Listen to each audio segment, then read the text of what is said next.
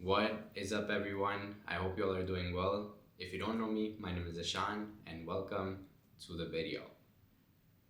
I'm currently still trying to figure out what are the best ways to really document my journey, my PhD journey to be specific. So I've been thinking about how I should structure these videos and recaps of weeks, things that I'm looking forward to, or goals and such. And I think I'm still finding the groove of things. So I'm just gonna roll with how things are going. In this video, we'll talk about a recap of the past week, how things went, and as someone who loves to self-reflect and extract learnings from experiences, I'll also go over I'll go over three learnings that I got from just going through the week in grad school. And then I'll also talk a little bit about what my focus is going to be for the next week. So these videos are really a way for me to self-reflect on these things, and it's a natural part of my life. So being able to document that journey on YouTube, I'm it's gonna be really exciting to see this in a few years. That's all I can say. But let's just dive right in, yo. I don't wanna be chatting too much because I won't lie, I recorded this video the other day, but I kept going on so many tangents. My brain was just really going in different directions. So I was like, I will refocus, recenter, and record the video again. Recap of the past week. Classes are good so far. Can't complain. I'm only taking 2.5-ish courses: planetary habitability, space instrumentation, and colloquium, which is basically every week a researcher comes in and gives a lecture. And so far the classes seem like I'm gonna learn a lot from them, but I also don't have to stress or overwhelm myself with exams and specifically having to be like in a high pressure situation where you have like a time limit to do a certain thing, kind of such.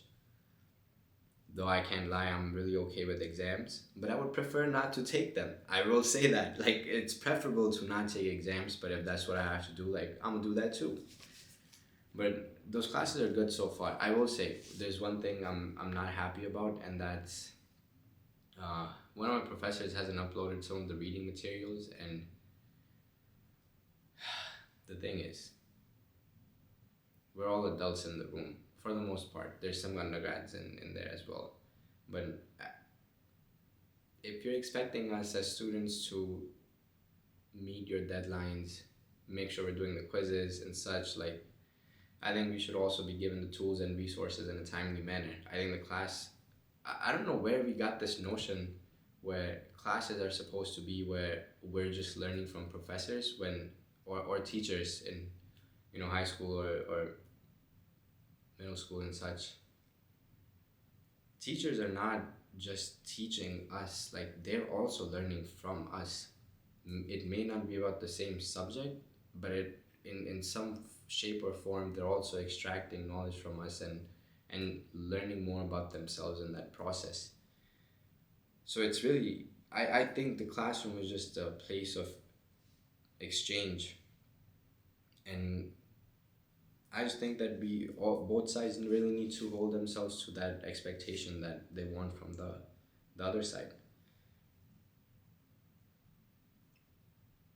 I wasn't even gonna mention this, but it was on my mind, so I had to say it. And this happens. This happens in school. Like, if you're in school, like, you probably feel you've had one of these professors where they expect a lot from you, but then they won't hold themselves to the same standard when it comes to grading or making sure that you have all the information you need for a project or a paper or something like that.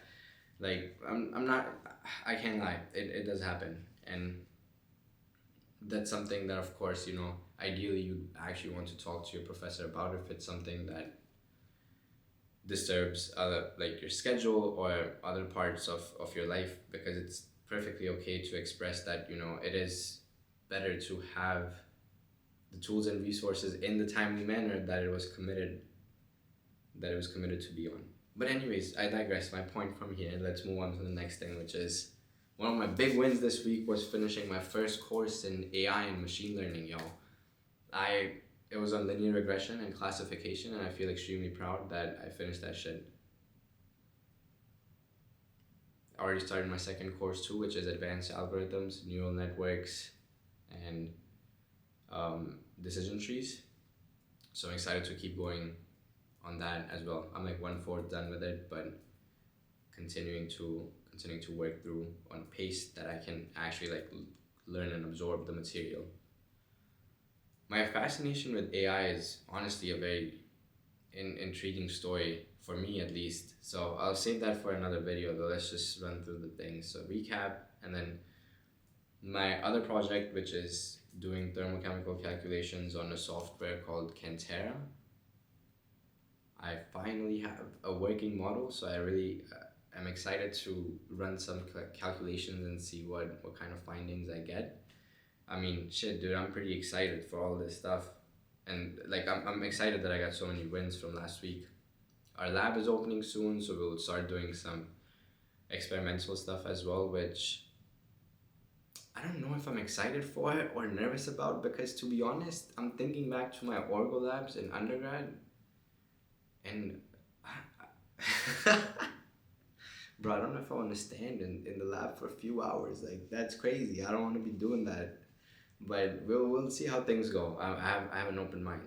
And I also wanted to give an example of what a regular day looks like in my PhD program. Now, I'm thinking if I mentioned in the beginning or not, but I'm a first year graduate student in Planetary Sciences at Purdue. If you don't know or haven't watched any of the past videos, but a regular day is very much dependent on what day it is, simply because I'm currently taking classes, and classes have schedules that I don't pick per se. So it depends on the day, but Mondays and Wednesdays my classes are in the evening time, so I usually don't go in person to work until afternoon or like early evening.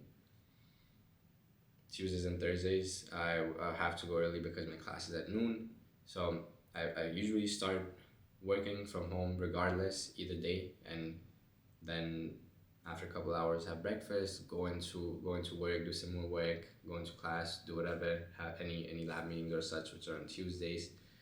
Okay, I'm realizing, saying it out loud, I'm not really phrasing it all that well, but so my apologies for that. My apologies for that. But a typical regular day just includes classes, doing some of your research work, and also then doing your side projects, like your side hobbies and stuff, bro. Like, school is only a part of your life. School is not your entire life. And I just feel like I wouldn't have understood this if I hadn't gotten a full-time job after undergrad. Like, if I had come straight from undergrad to grad school, which in undergrad I was basically just working around the clock, no matter like what it was, because you'd always have an assignment or a homework or a club thing and whatever it was. But grad school is not supposed to be treated that way, because that's how you lead to burnout. Mm-hmm.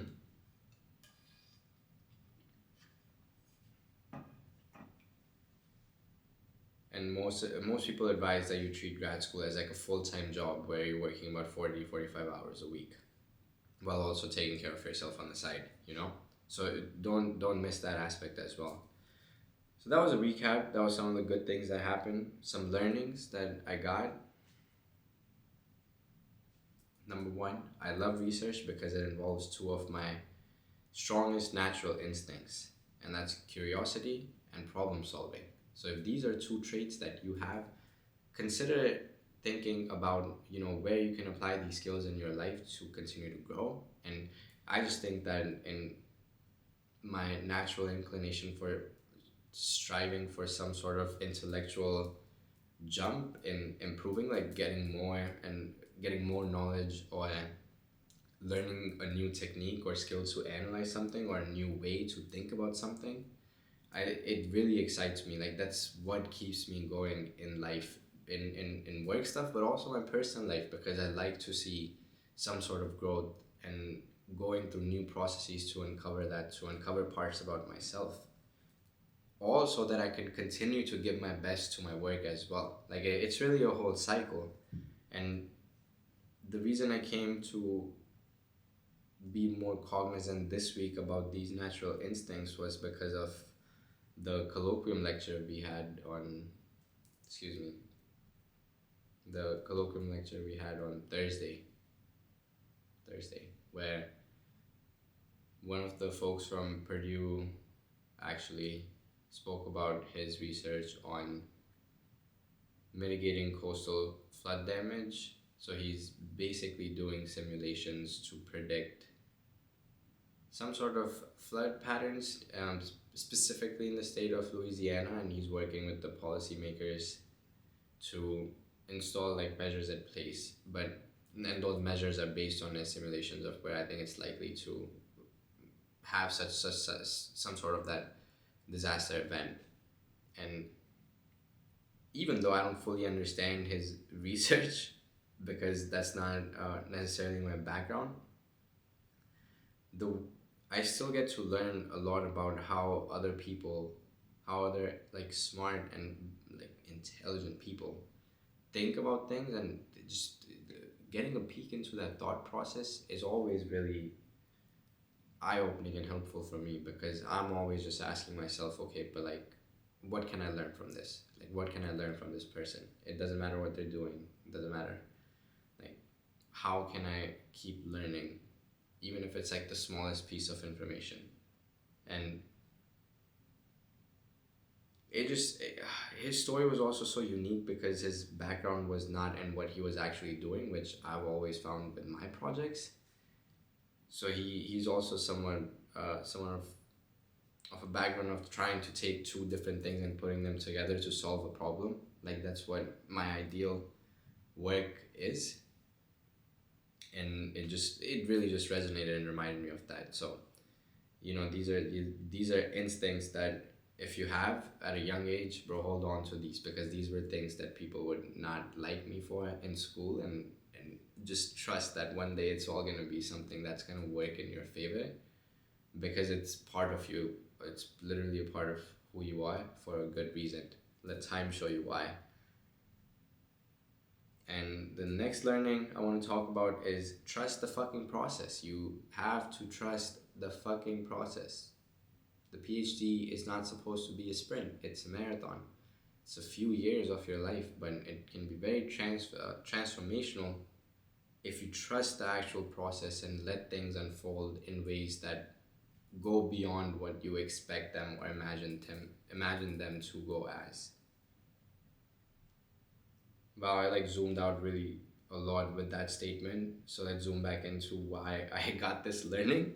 And that was from my Cantera project. Like, I finally have a working model, but I've been working on developing this model for the last entirety of last semester. So like a few months, about 5, almost 6 months. And in those 6 months, there were times where in the very beginning, like I didn't even know what the fuck I was doing, bro. Like I had no idea as to how I'm gonna go from step 1 to step 10.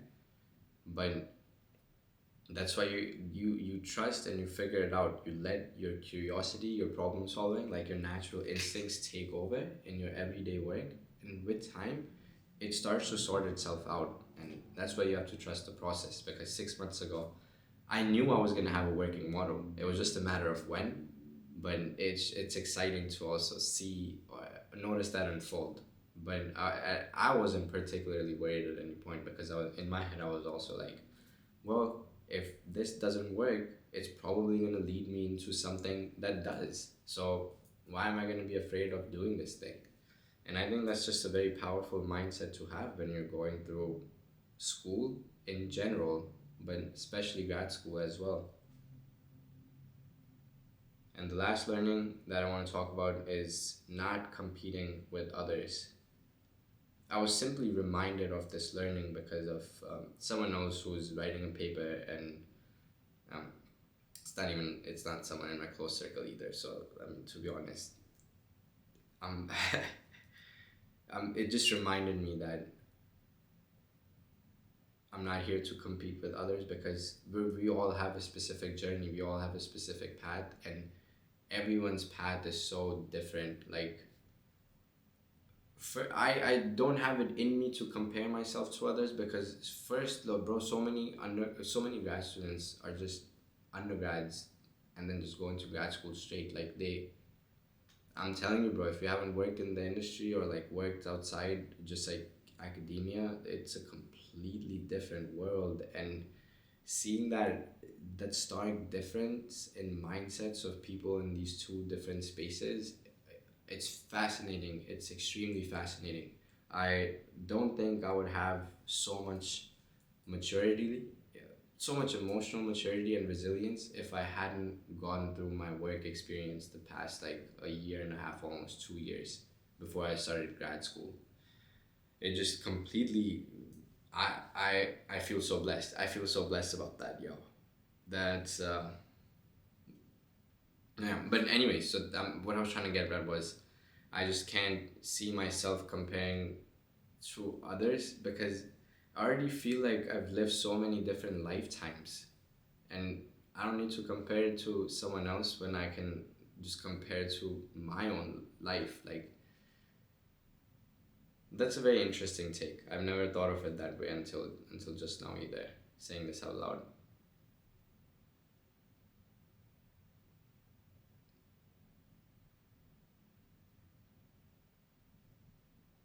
The reason I was the reason I wanted to mention this learning though is because in the past that hasn't been the case because school instills competition, and I won't lie, like I do believe competition is inherently a part of society and life. Like you are always competing to an extent, and even like life on a cellular level, like it evolution wants, and evolution encompasses life wanting to get better and better at living in the conditions that it's surrounded in, to be more efficient, to be